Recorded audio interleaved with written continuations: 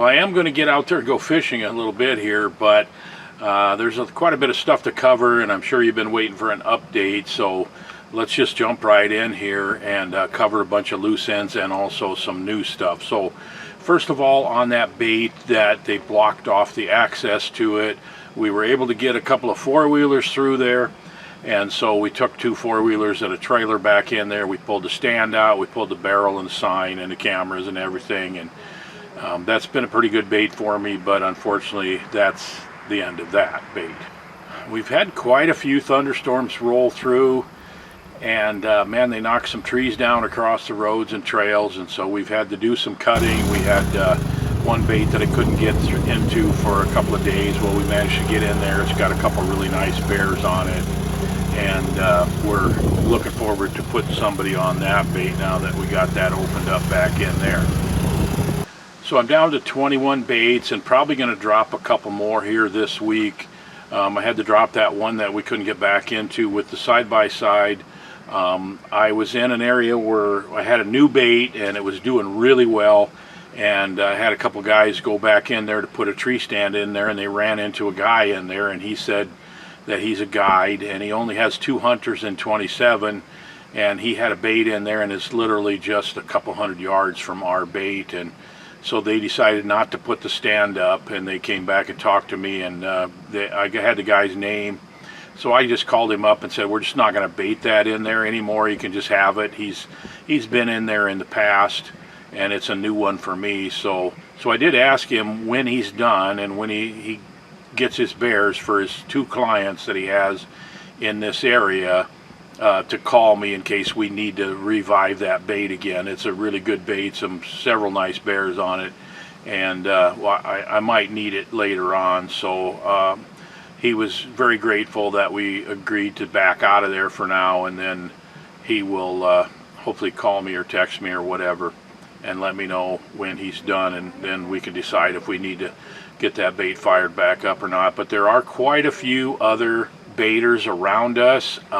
You know, they added some tags to this zone, and it's noticeable. It really is. You know, the first couple days I was like, man, I don't know where the competition is, but it's pretty evident right now. There's several places that we're going where, you know, we're driving back into a bait, and then all of a sudden, yeah, there's a trail of a four-wheeler going in down that trail, and there's a couple places where some of them are pretty close to ours, but we got a really good system, and we just try to get along with people and just continue to do the best we can. And we've got baits that are working pretty good. We've got a lot of nice bears on the baits. We got some really big ones. We've got just an exceptional number of sows with cubs this year. Sows with 4 cubs, sows with 2 cubs, sows with 3 cubs. I'm not sure why that is, but there is just a lot of sows with cubs on the bait this year. There's a couple of them that it's the sows with cubs that are going through all the bait, and they're pretty well cleaning it up during the day. You know, they have to come at off-peak times. The big males, they come right in that last hour, half hour or whatever, and the sows with 4 cubs are cleaning up the bait before the big ones get there. So I don't know what the answer to that is. I don't know how to get rid of them. I would like to get rid of them. I mean, there's not much of a payoff in feeding them other than the fact that some of those, you know, may someday be bears that would be mature bears on our bait. I don't know, but for some reason there's just an inordinate number of sows with cubs on the baits this year. We've seen a fair amount of wolf activity, a lot of wolf tracks. I'm seeing a few wolves at the baits. There's a good high population of wolves in this area, and it's never a good thing to have wolves at your baits, but at this point I haven't really had a bait. I take that back. I had one bait that just got completely shut down by wolves for 2 years in a row, so we didn't even bait it this year. But for right now, you know, the wolves are coming at different times, and the bears and the wolves are just avoiding each other, and it doesn't seem to be negatively affecting us too terribly much at this point. We got all the tree stands up now. We got several of the sites. We got 2 barrels on them. We're baiting them. We're actually picking up the amount of bait that we're putting out because the bears just aren't eating as much this year. So some of them we've only been putting like 2 buckets in, where, you know, a lot of years we're putting 4 or 5 buckets at a trip, and the bears just aren't eating as much this year, which is, I guess, good because bait's so expensive. But on the other hand, they have alternative food sources, and I think in a fair number of cases the alternative food sources are other baiters. So the good news about that is that if they know what they're doing it right, they should be able to get their bear fairly quickly, and then they'll quit baiting, and that'll help our baits out as far as numbers of bears. There, Virgil's out there, he's going fishing without me.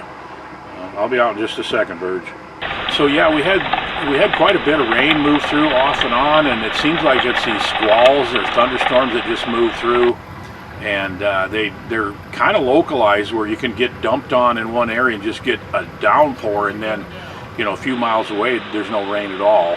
So that's kind of the way it's been. There's more rain coming here this coming week. That shouldn't affect things too much, hopefully. So I feel like I spend so much of my time with just endless scrolling through thousands of trail camera pictures. I got 10 cell cameras out there that I'm looking through pictures that are coming in day and night. The cards are coming in. Those of us that are baiting, we're bringing SD cards back with us every day, and they, you know, most of them have 200 to 400 photos and videos on them because there's multiple bears coming to all the baits, and it's also just fascinating. And I keep telling myself, you know, I only get to do this for a few weeks a year, and I do really enjoy the trail camera pictures. It's a really fun part of the bear hunting, but at times it gets a little overwhelming because there's so many of them. I got family coming in here this week that are going to be here for a few days in camp here, and hopefully take a couple grandkids out to see some of the baits and help out in that way. They really enjoy doing that. So I will bring you another update here in a few days. The next one will probably be the last one before we actually start hunting. So thanks for following me. Thanks for joining me on this journey. I really appreciate that you're watching these. I hope you're enjoying them. And so let's roll a few more trail camera pictures. I know you all seem to like that.